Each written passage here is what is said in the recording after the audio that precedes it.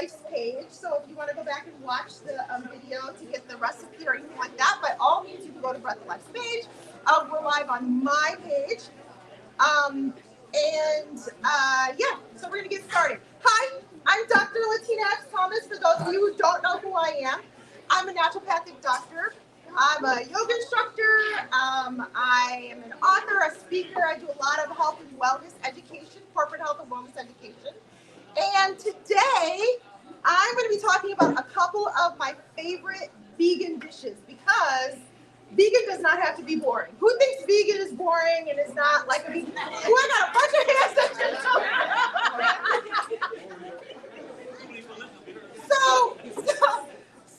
So we just finished the Daniel fast, right? We just finished the Daniel fast, which basically is a vegan eating, right?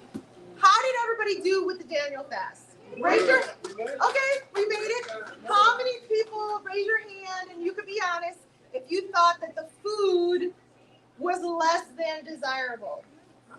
But it doesn't have to be. It does not have to be redundant at all, okay? So, I'm going to show you one of my favorite things. Now, everybody here, has everybody tried the roasted cabbage yet? Oh my God. I just got a, oh my God, okay. Well, thank you, Jesus. I'm going to show you how to make it. It is super easy, and when you roast things, you actually caramelize them, and you bring out more of the flavors. You bring out the sugars that are in it. It just stays natural, and you keep all of the nutrients when you're roasting it. When you boil it, boiled cabbage is good. You can put all kinds of stuff in it. But when you roast it, you don't have to add meat to add that extra really depth of flavor. You don't have to add anything extra but a few seasonings, some olive oil, and you stick it in the oven. Literally, it takes very little time. So I have a couple of assistants with me. I have Ryan and Raven, and they're going to help me show how to make this roasted cabbage. So we're going to start with a head of cabbage. You guys want to cut it? You want me to cut it? You want to cut it? Do you know how to cut it? Okay. I'll show you how to cut it. All right. So the first thing you're going to do is you're just going to take off the bottom, right? Super easy.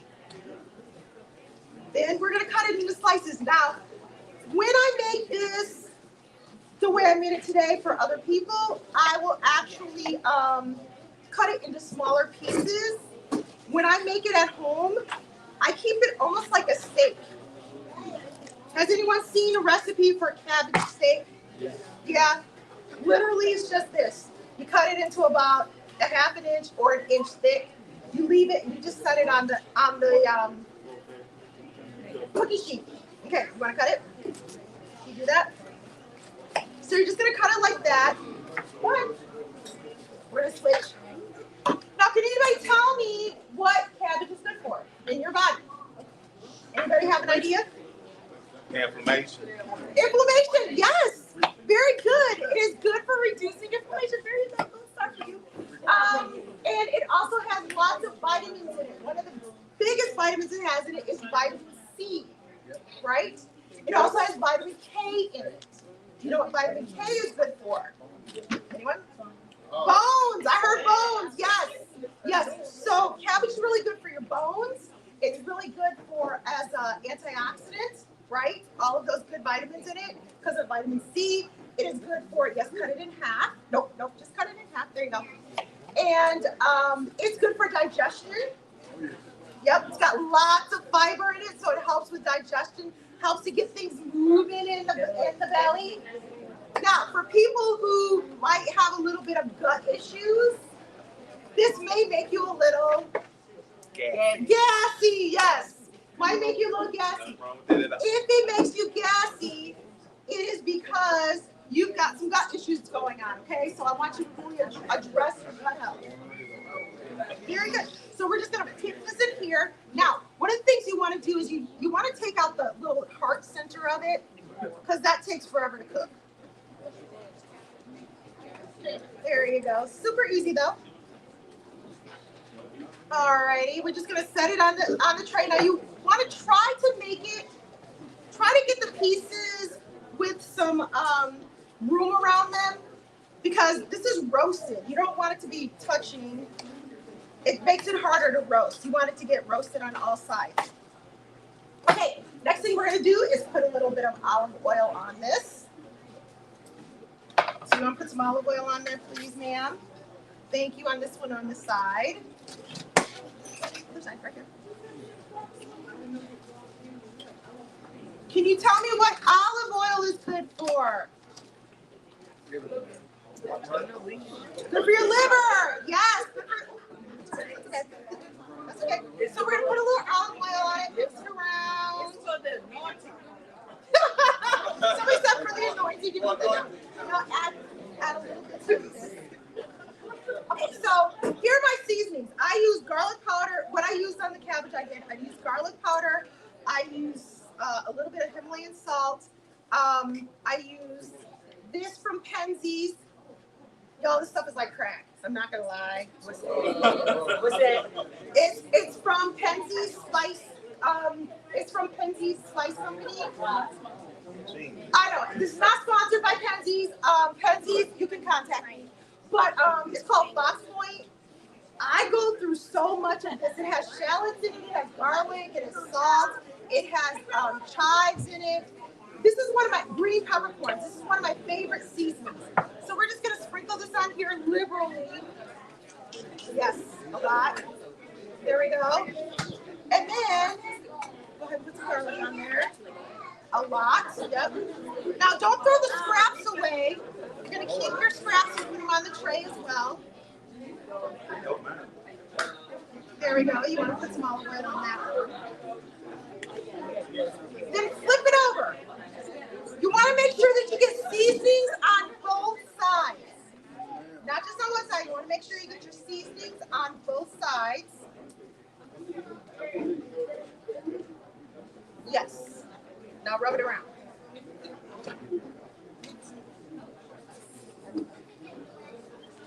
There we go. And there's enough oil on that. So go ahead and just put some. Now the good thing about doing this is you really want to try to make your slices even so that they cook evenly. If you make some too big, it'll take longer for those pieces to cook. That's good. All right. And then you want to put seasoning on this side. Go ahead. Go ahead. Here you go. This is a super quick and easy dish. Like, it does not take long at all to cook. It takes about 20 minutes. Oh, that's enough. And I put it on 400. So you want to put it on a high heat. About 400. There you go. And then we're going to do it on both sides because these are nice and thick. There you go. Now put some garlic and some seasoning salt. That's fine. Put garlic and seasoning. Put some of that on there too.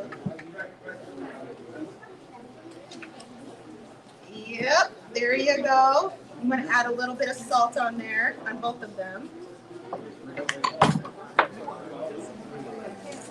So it's always good to get the kids helping you cook, right? When you get them to help you cook, then they begin to see how to cook healthy foods and they want to try healthy foods, right? So getting the kids to help you cook is a way to get them to eat healthy foods. Okay, that's enough. All right, there you go. Was it slippery? That's why we have towels. All right, good job. So there, put it in the oven for on 400, and then you're going to halfway. I cook it for about 20 minutes. Halfway through, I'll flip it over so that both sides will get that really nice caramelized look. And so you want to go put this in the oven.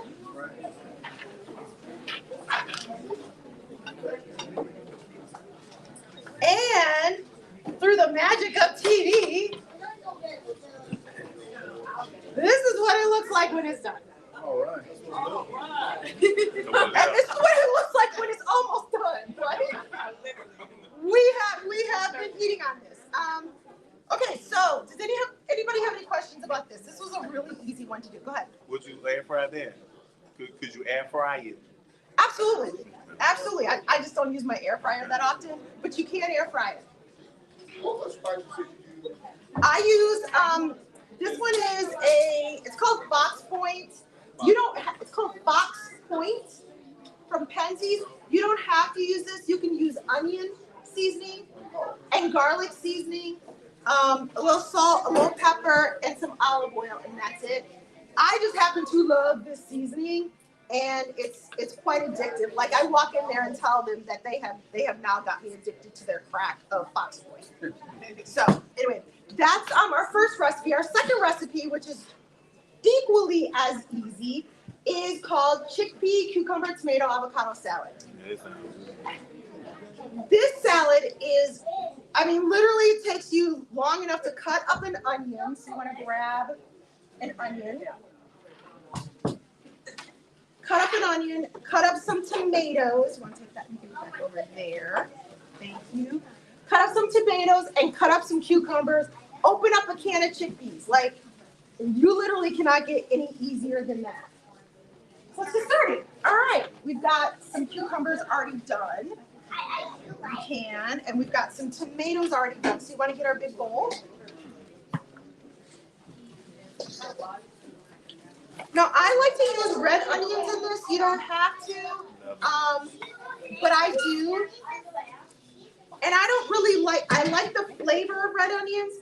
I don't like to actually eat a red onion. I know. Isn't that crazy? Because Melissa, I know you love red onions. I'm not a fan of crunching into red onion pieces. I'm just not. So I make these into big pieces, which makes it a whole lot easier.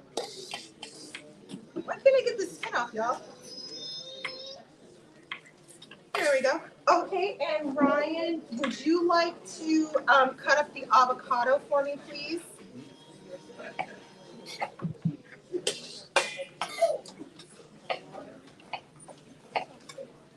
Now, I know red onion can be, for some people, it can be hard to digest. I know. Does anybody get gassy when they eat red onions? Oh, yeah. Yeah. Red onions can be hard to digest for some people. You know what I want you to do? Work on your gut health. How you work on that? So the way you're going to work on your gut health, the way you're going to work on your gut health is you're going to do things like eat probiotics, take some probiotics, or eat foods that have lots of probiotics in it. Guess what food has lots of probiotics in it? Cabbage. Strawberries do too, but cabbage has lots of probiotics in it. And they have prebiotics in it, which help to feed the probiotics in it. So eat cabbage, yes. Go ahead, take those out. You want to cut those? No, cut the avocado. Not in the thing. Okay, so does everybody? Yep. Okay, does everybody know how to cut an avocado? Yes. In the skin? No. Yeah. You just make slices. See, just like this. And then this. Avocado. And then I need them cut into course like this. I love avocado. Okay, so we're gonna put some red onions in here. We're gonna put some cucumbers in here. Some tomatoes.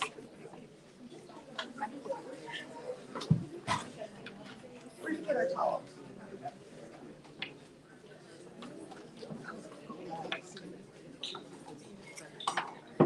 We're gonna put some chickpeas in here. This is literally one of my favorite things to eat because you can also make it ahead of time and put it in the refrigerator and it lasts. You can make this vegan or you can make this vegetarian. Now, I'm not a vegan. I do like cheese. I think that cheese is a food group. It's not, but I think it is. So the biggest thing for me, stopping me from being a vegan, is cheese. It is. It's cheese. I do love me some cheese. But the thing is that I try to eat either sheep's cheese or goat cheese. I try to Sheep or goat, I try to stay away from cow. Does anyone know why? Cow, no. Cow cheese has more fat in it. It's also more inflammatory. It's more inflammatory to your body. So I try to stay away from that. And I say, the great thing is that they make sheep's cheese and goat's cheese into cheddar, into blue cheese, into every single kind of cheese that you would normally eat in cow cheese. They make it in sheep's and goat. Yeah. So that's why I do that. Okay. Super easy. And now I'm saving what I used to think was called chickpea juice, which it's not. It's called aquafaba. Aquafaba, yes. Does anybody use aquafaba? I did when I made that light skin cornbread. I'm sorry, you did what? I made that light skin cornbread. And what did you think of using the aquafaba? I mean, I felt like it didn't hold it together as well, but it still did hold it together. So what did you use the aquafaba for? The egg replacement. As a binder, right? Yes, she used it as a binder. She used the aquafaba as a binder instead of eggs. I used that in the oatmeal patties instead of eggs. Yes. And what was the process of doing that, Melissa? What was the process of doing that? I put it in the after I made all the stuff with the oatmeal patty. I just put it out there to 6 more minutes to kind of gelled up some. Another thing you could have done is you could have whipped it up a little bit and maybe added a little cornstarch, and that would have made it a little bit thicker, so that when you made your cornbread with the aquafaba, it would have been more like a binder like the egg is. It would have given it more stability. Thank you. Anyway, but you can actually whip this up and make it into like anything you would use an egg for. You can use it in a meringue. It'll whip up to like a meringue. Yeah. So there we go. Let me see. No, you just. That's it. So we're gonna add. So I've added red onion. I've added cucumbers. I've added tomatoes. Now I'm gonna add some avocado.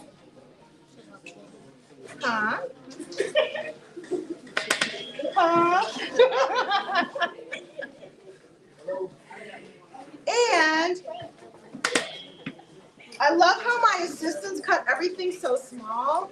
I don't do that. Because I'm lazy and I'm not gonna do all that. Like, that's too much work. You're gonna get some big chunks from me, which is fine. So, avocado. Can anybody tell me one good thing about avocados? What are avocados good for? Healthy fats, that's right. What do we need healthy fats for?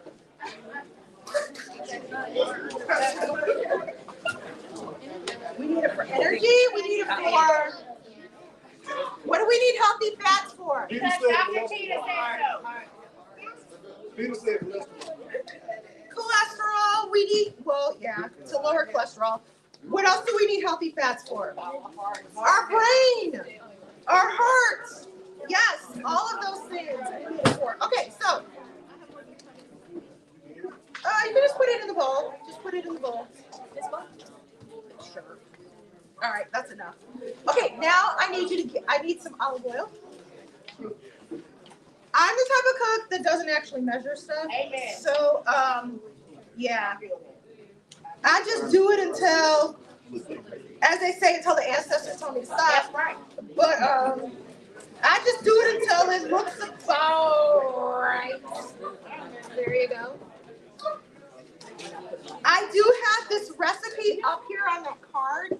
So if you actually want the recipe, you can take a picture of it. Okay, I need some salt. So can somebody put some salt in here, please? And can you get the garlic for me? I like to put a lot of garlic in my food. Garlic is good for the immune system. It helps to boost up the immune system. And when you're sick, one of the best things about garlic is it's antiviral, it's antibacterial, it's antifungal. So garlic that. Now, here's the thing. I see a lot of people will say, oh, okay, I like garlic. What I'm going to do is I'm going to get those little garlic pills. And I'm going to take garlic. Because garlic is really good if you have a cold. The problem with that is when you take the garlic pill, it takes away, you know, that heat from when you bite into a garlic. It's called allicin. And what that heat does is that's the heat is where all of the nutrients and where all of the goodness from boosting up your immune system and where all the health benefits are. That's good. So you don't want to do that. Okay, that's fine. That's enough. Okay, that's it. Thank you.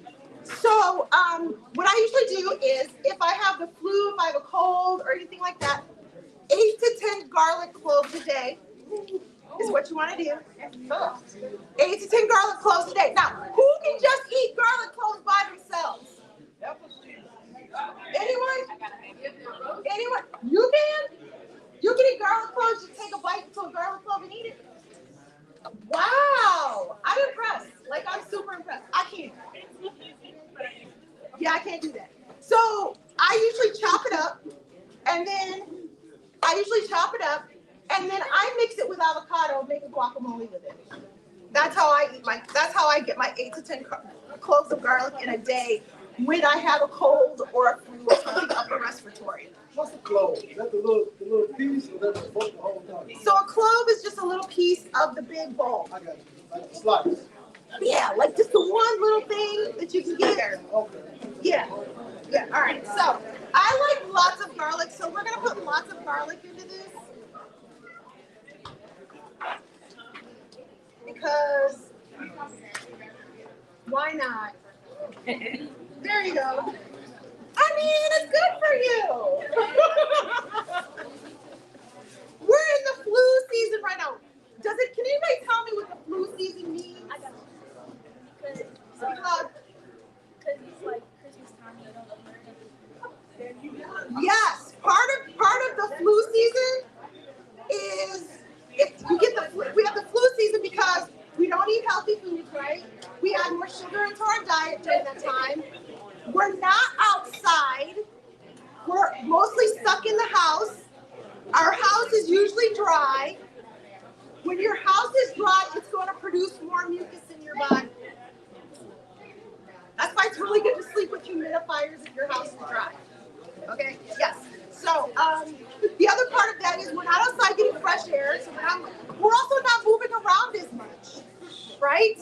We're not moving around as much when it's cold out during the flu season. There's not really there's not really a flu season.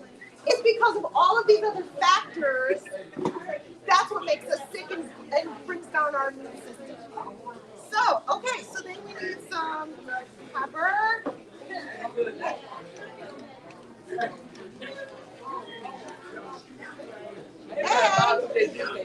that's it.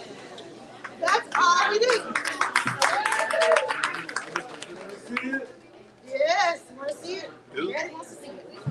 Can we taste it? You absolutely can taste it. Super easy. I think that. And yes, and that's it.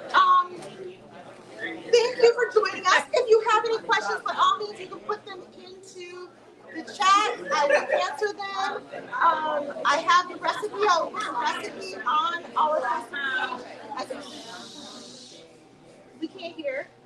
I will put the recipe on my Facebook page as well as Breath of Life's Facebook page, and you can get it from there. And yeah, thank you for joining us, and congratulations for making it to the end of the Daniel fast.